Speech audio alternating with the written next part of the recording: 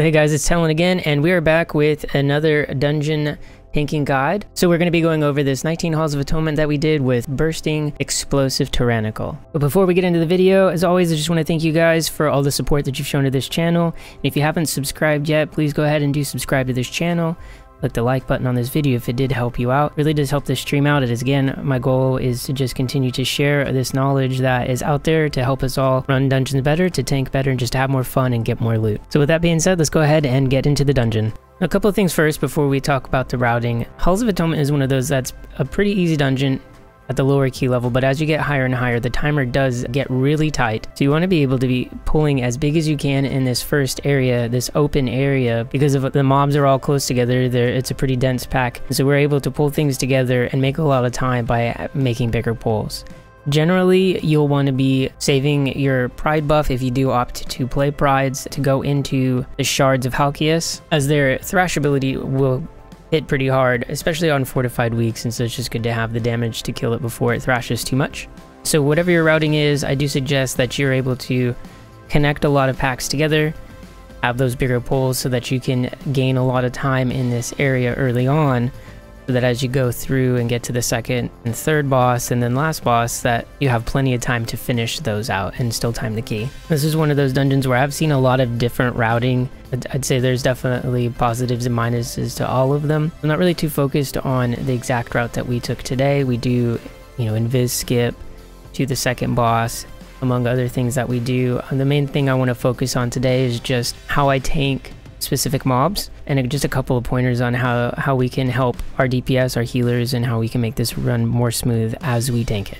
And also, because it's going to take us a bit of time to clear the trash and get to the first boss, you do want to use hero very early on in this dungeon. So we do it in our first pull. We pull 3 packs together and then just use hero there so we can get it on cooldown, and then it'll be up for when we use it on the second boss. Generally, it's going to come up for first or second boss. I would suggest just saving it for Echelon, the second boss, as the first boss, Halkias, does take a while, but it is not dangerous. It's just going to take you some time. Echelon can get more and more taxing as the fight progresses, and so you just want to be able to burn him down as quick as possible. And lastly, since there aren't too many different mob types in this dungeon, it will get kind of repetitive, and so there will be periods of times where I'll just be speeding up the video as we go through the pulls and the packs. But just trying to touch on all those points, like I said, that will be helpful to you all. So as we start this dungeon, again, we're going to pull the first 3 packs right around the front of the entrance right here. It's important to note that the 2 dark blades that run up to the very beginning of this bridge don't actually start moving until you start moving. And so for this strategy, it's important for us that we do not move at all until the barrier drops, so that we get as much opportunity to group everything up together without those dark blades running up and already being separate from the group. So you'll see us stand still right at the beginning and then just start right as soon as the barrier is dropping.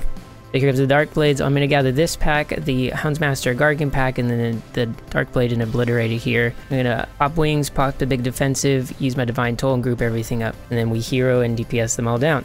Now, what's super important here for tanks is that the Dark Blades will do the thrust towards where they're facing. And so you always want to face these away from your party. I've communicated to my DPS exactly where I'm going to be standing, and if anything changes, I also tell them where I'm standing or where thrusts are going to be going, so that they know where they can stand without getting hit. And the second pack is, again, just another Dark Blade and Obliterator and some Groundskeepers. Again, I'm facing these away. My DPS knows where I'm going to be standing, where the thrusts are going to be going. And don't forget too that you can sidestep these abilities, and I have a little audio cue that tells me when the thrusts are going off, so I know when to sidestep, so I can avoid some of that damage. Now, these Gargans do leave a bleed on you, so you want to be very careful with these guys, whether you have like a Kyrian Vial to drop it, Fire, Blood, or anything else that's going to drop that debuff, or you'll, call for trees, call for a Binding Shot so that you can kite them, drop that dot so you're not taking too much damage from them.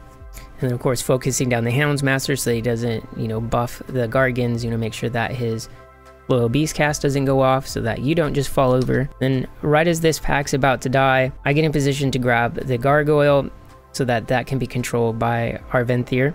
As you get in the higher and higher keys, the prides do hit hard. They do take a long time to die, and so they become more and more difficult, hence why we, tend to skip them when we can. We don't need that buff, or it isn't as impactful. But the gargoyles here reduce the damage taking by a ton, and so this makes playing the Pride a lot more beneficial because we're not having to blow a bunch of CDs to live or to kill it fast. Therefore, we get the buff and then can use CDs immediately after to destroy whatever pack we have. And in our route, we've enabled us to then get a Pride right before each shard. Now that we have the Pride buff, we have a lot of cooldowns. We're going to make a relatively big pull here. What's important here is that the Depraved Collectors, its Collect Sins cast gets interrupted every time, or else a bunch of ads are going to spawn, and that's just not going to be helpful, especially in the Necrotic Week, where things are just going to be stacking up on that debuff.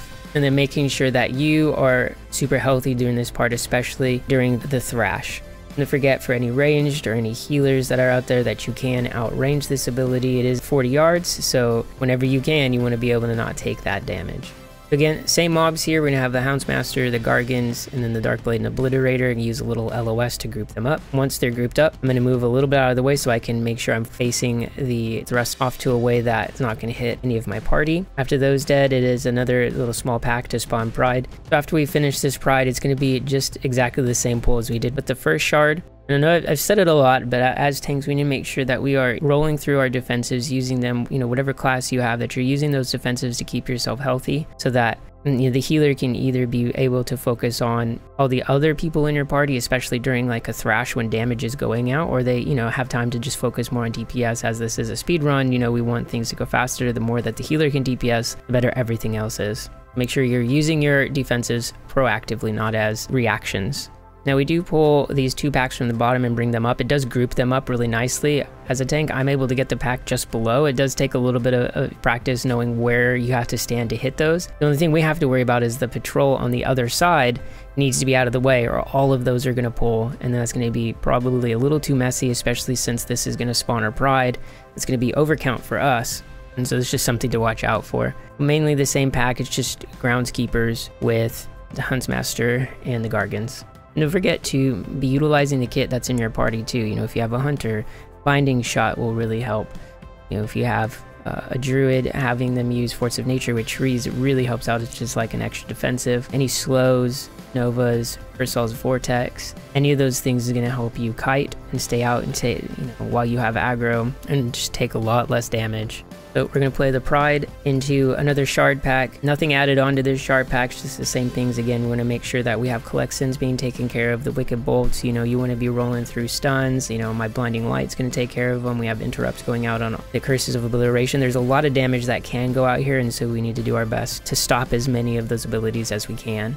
Now after we got the last shard, it's just this middle pack with a lot of the same mobs here. Gargans, Huntsmaster, Darkblade, and Obliterator. We're focusing the Deadly Thrust towards one way that my DPS already knows where they're going, or I'm communicating where they're going so that they're standing behind them rather than in front where I am, or off to the side where they can get clipped by it. And then when I'm kiting, I'm very, trying to be very vocal about where they're focused, where they're pointing, so that they're also not getting clipped by them. And we just gather up the 2 Stoneborns here for our Venthyr to control when we go into Halkias.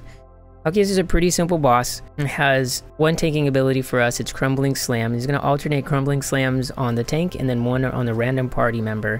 Where ours is a slam directly on us, theirs is a puddle that they're able to move out of the way to heave debris. Both of them leave the same patch on the ground, and so what we want to do at the beginning of the fight is do our best to fill up this back area and then move further out.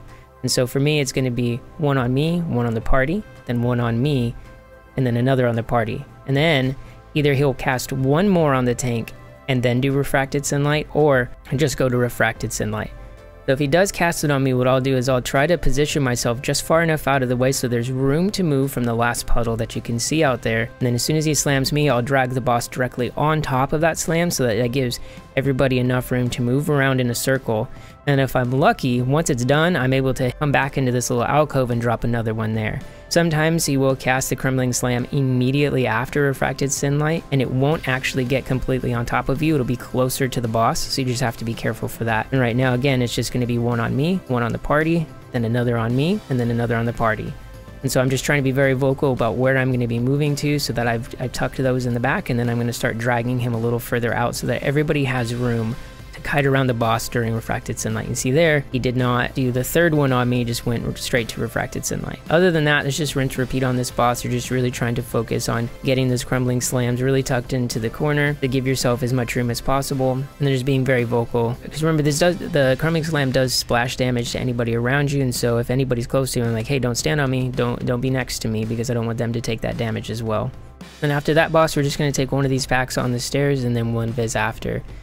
Again, as we've gone through this dungeon and practiced a little bit more, we do actually pull this pack into the boss, which can be a little hectic because you do have, you know, a dark blade that will do thrusts. You know, people can't always be in the best positioning to avoid it, so it does get a little dangerous. People have to be very, very aware of what's going on. You know, have to call interrupts on the Wicked Bolt. You just don't want extra damage going out, and so that does take some practice. You know, don't be upset if you don't get it the first time, but it also is only 2 mobs into a boss, so ultimately not that big of a deal. After that, we're going to take this and we're going to invis up to Echelon and then pull 1 gargoyle to spawn Pride. Now with this one, I wasn't watching my timer and we ended up getting 2 gargoyles. Not the end of the world, but it is just 1 more mob that we didn't need to kill, so it's just a little more time added onto the timer, but again, not that big of a deal. Now these gargoyles will do that powerful swipe, and you can avoid it either by, you know, tanking them next to a corner and just LOSing it, or just running backwards just a little bit to get out of the way. To me, it's 6 of one, half a dozen another, whatever you're comfortable with there, but you just definitely don't want to be taking that hit, so you just move out a little bit of the ways and don't get hit like I do. And then after this, we're going to have Pride. I try to have this position to where it's more in the middle of the room, and then immediately after the Pride dies, I'll have somebody else flick the door to spawn Echelon. You do have to be careful though with Echelon that anybody that is in the center of the room, that closest person, is going to get meleeed immediately once Echelon spawns. And so, you know, I've again communicated with my party that, hey, once this door's clicked, don't be in the center. Right as soon as the Pride dies, get out of the center so you don't get meleeed by the boss. Again, Echelon's one of those bosses that can get a little hectic the longer it goes because of the ads it spawns. Notice that once the ads spawn, as soon as they are attacked, they will stop and start casting their abilities, and so you know, your DPS wants to make sure that they're holding everything until they run into the center. And then he's going to cast Stone Shattering Leap on 1 party member, and then any of the dead mobs that within that circle are killed throughout the rest of the fight. If they don't have that circle put on them, they will actually respawn, and then you'll have more ads to deal with, which can be deadly because of their cast can go on a random person. You know, if multiple casts go on one person, it'll one-shot them. You really want to make sure that they're DPS down quickly and then killed with the circle. Anybody that's caught within the circle once he lands will also get a bleed on them that will last for a little while, and so you can curse dispel the person in the circle, and then they can move out right as he's leaping. If you have a movement speed ability, time it right, you are able to get in. Again, once the ads come out and the first set's, you know, the first set's going to die quickly. The second set probably going to last a little bit longer. This is where we want to make sure we have a defensive up, so we're grouping things up. We're able to go around and make sure that the boss is on top of them to get efficient cleave and make sure everything's within, you know, a small enough area for the circle to hit them. Other than that, it's a pretty simple fight. It's just the things do hit kind of hard if you know, have the dot and you're not able to get out of the circle. The ads live too long and they're just pelting everybody. So, you know, have a plan to where you're able to group them up and then DPS them down quickly. Use your abilities you can to stop some of the casts and keep them low, stuns, disorients, those kind of things. So once that boss is down, you do have probably one of the more dangerous pulls as a tank in this dungeon, because there's 3 Gargans, so that's more bleeds. You have 2 Houndsmasters, so you need 2 stuns to make sure that the Loyal Beast cast doesn't go off. There's a lot going on here, so I'll use line of sight to drag them back out to make sure they're all grouped up. And this one, I'm already at Echelon. I'm already thinking to make sure that I have a big defensive ready for this pull so that I can stay in as long as possible. Again, we don't want to stay in too long. We want to be able to kite when it's time. The longer we're able to stay in and keep things grouped up, the quicker things die. And so that's why, you know, we want to stay in and then again use trees, use binding, use vortex, all those things to group them up. And then as we're kiting them around in a circle to make sure everything stays grouped up, that not one gets out of the way of the other, that they're staying in, you know, our groups AoE, like Flame Patch and those kind of things. And then our last pull before the third boss is going to be 2 Dark Blades, a Collector, and Obliterator. So the Collector, again, is the one that's going to cast Collect Sins. The Dark Blades do the frontal, and the Obliterator will cast Curse and then Wicked Bolt. So again, pre-planned already where I'm going to be standing, how I'm going to be moving these guys if I need to drag them out of the way or kite them. And it's mainly that I'm just going to walk straight back so that my DPS knows that they can just be behind them during this time to avoid all the thrusts that are going out, and make sure you're just assigning those interrupts and have as little cast go off as possible. Now you can see here that I do call for trees, and again, the druid and I, we've done a lot of talking to make sure that, when he casts trees, he's trying to cast them in a way when there are frontals and those kind of things that are, again, away from the party. You can see there that even though he did a really good job at doing that, one of the trees just had a mind of its own, and it, turned one of the obliterators around, and so seeing that, I could say like, hey, one of those thrusts is weird. Make sure that you watch out for it. Make sure that, nobody's getting hit by it. There's just some things that you can't control when you're using the treants, and so you kind of have to balance whether you're going to use that or not, if it's too dangerous or if it's worth it at that time. And then the third boss, High Adjudicator Aleez. Very simple boss. It has, a 3 cast rotation that you're going to have to do. It's going to do, 2 casts, and then it'll do the Anima Fountain, and then it'll do another cast, and then you'll have 2 more casts, Anima Fountain, so on and so forth. The only other part of this fight is that it'll summon the Ghostly Parishioners every once in a while, which will fixate on a player, and then you need to drag them to the little lantern. So this is why I always tank the boss on top of a lantern, so that if the melee does get targeted by one of these ghosts, that they don't really have to move. Then they can still stay on the boss and do damage while they're waiting for that. And even if they get targeted on me, I can stay there and just not have to move. And then once that lantern gets moved up, I'm going to wait for Anima Phantom to happen, and then move the boss to the next lantern, and then rinse repeat. Again, simple fight, not really a lot going on here. As long as you're calling your kicks or having a nice kick rotation, and then taking the boss right next to the lantern, it's a very, very simple fight. Not a lot to be scared of here, but again, as tanks, we can do a lot to help our DPS do the damage, stay on the boss, and get the boss down quicker. And so make sure positioning is always on your mind.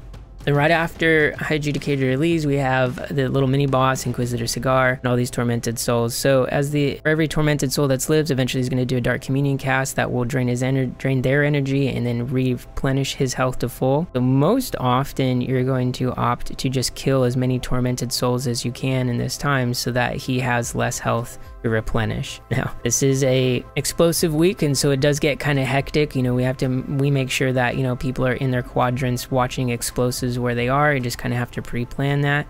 But for a tank, it's kind of hard, because after he does his Dark Communion, the tormented souls turn into these manifestations of envy, and they'll just go and most likely start attacking your party. And so we're kind of just trying to play whack-a-mole here, trying to keep the manifestations of envy off our party while also trying to get explosives down, while trying to get interrupts down. It can be a little hectic, and so you just got to do your best to run around and get all, tank as many, get the aggro on as many as you can while you're trying to get all of these down. Once we have the last set of tormented souls gone, we start, calling our kicks so that we can move the boss up to this platform, so that we can spawn Pride up here and be in a better position to get to the boss as quick as possible. The other option in this boss is to wait for his first Dark Communion cast to finish, and then you can try to DPS him down in the time between his Dark Communion cast. So I think it's about 30 seconds that you have to burst down the health that he has, which can be difficult unless you have like high bursty classes like a druid with celestial alignment and convoke, combust, those kind of things. And so generally, like I said, you're just going to be DPSing down the torments.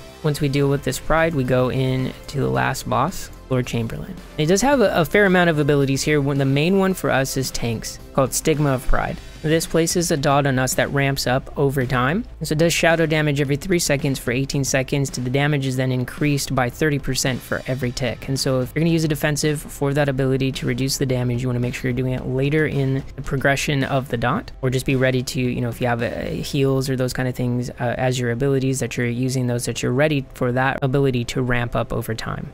Another ability that can get you caught out or anybody in the party is Telekinetic Toss. You'll see him draw a red line towards one of the statues, and then it'll turn and face the way in which it's going. The reaction time that you have is pretty small, so you just kind of have to have your head on a swivel and be ready to see where it's going, or at least you guess the right way, I guess, if you're not seeing which way it's going. If you do get hit by it, you do get knocked back, and so you don't watch out for it. Another ability he has is Telekinetic Onslaught, which he'll draw in all 4 of the statues into a line. For this, you just want to run out, and then as soon as he's about to push them out, run back into a little space. And then immediately after that, he's going to cast a Ritual of Woe, which will draw another one of his lines towards each of the statues, and for everyone that's hit, it will be pulsing damage to your party, which is bad. So you want to stand in between the lines and the statues to soak that line, which will do damage, and it'll put a debuff on anyone standing in the line, but it does far less damage. And the way that you can mitigate this damage is by standing directly under him in his hitbox, soaking these lines. Now, if I'm soaking 1 line, I get a debuff. If I'm soaking 3 lines, I get 1 debuff. It doesn't do extra damage for soaking more lines, and so preferably you just want 1 person behind and 1 person in front to soak up 2 lines each and only have 2 debuffs going out. If you do this, make sure that you have some people just standing in front of statues to catch just in case you're not perfectly under his hitbox. He will only do this ability twice, and so the party has to make sure they have defensives. It's not really going to hurt you as a tank too much, and so you don't have to spend that much. But remember, if you're soaking that ability plus having the dot on you, the Stigma of Pride dot, will cause you a little bit of care into what, you have to use a defensive then, or make sure that you are healthy, communicating with your healer, those kind of things. There's an Eruption of Torment circle that you just have to run out of, and then there's a frontal that you have to avoid as well, called Unleashed Suffering. So there's a lot going on with that boss. Mainly for you as a tank, you want to make sure that you are prepared for the ramping damage that's going to come from the Stigma of Pride dot, and make sure you're one of those people under his hitbox soaking up 2 of the lines so that there's less damage going out for your party. That's it. That's the dungeon, guys. I hope that helps you out. Let's go over just a couple of things. I know there was a lot there, and so just a couple of quick recap things that we can go through. First thing is the Dark Blades have the deadly thrust that we want to make sure that we are facing away from our party and that we're communicating where they are going so that the rest of our group is not going to get hit by them. Make sure as tanks, especially in this dungeon, you're utilizing the high density of mobs that are around and pulling multiple packs so that you can save a lot of time in this dungeon early on in the beginning, so that you have a better chance at timing the key later on. The Collect Sins cast from the Collector, make sure that that is locked down, as you don't want extra ads spawning, either attacking your party or giving you cause to have to run out and gain aggro on more mobs, moving yourself out of position where you need to be. For the Obliterators, make sure that Curse of Obliteration is locked down as well, and then with what you have left, make sure you're using stuns, disorients, and everything else to stop your Wicked Bolt cast to make sure that you're just keeping the damage low on your party. And then lastly, the Vicious Gargans, those with the bleeds, you want to make sure that you're using your abilities to remove the bleeds, or that you're using your party's abilities to keep them locked down so that you're able to kite efficiently and keeping them still grouped up. And then the Houndsmasters, their Loyal Beast casts, making sure that that doesn't go off, that we're having stuns set up for that, and so that you don't just fall over to when the Gargans get enraged. Alright guys, well that is the Halls of Atonement. I really hope that helps you out. If you have any other tips and tricks or anything that you've noticed in this dungeon that can help people out, please post that in the comments below. Really appreciate it. And let me know if you have any questions or anything in the comments below as well. Don't forget that you guys can come and hang out on Twitch. I do stream every Tuesday and Thursday morning, and then Friday nights. And don't hesitate to ask me any questions or anything I can do to help you out. I may not know them all, but I can definitely figure out things for you as we all continue to grow and learn together as we get better at dungeons and get more loot. Appreciate you guys, and I will see you all next time.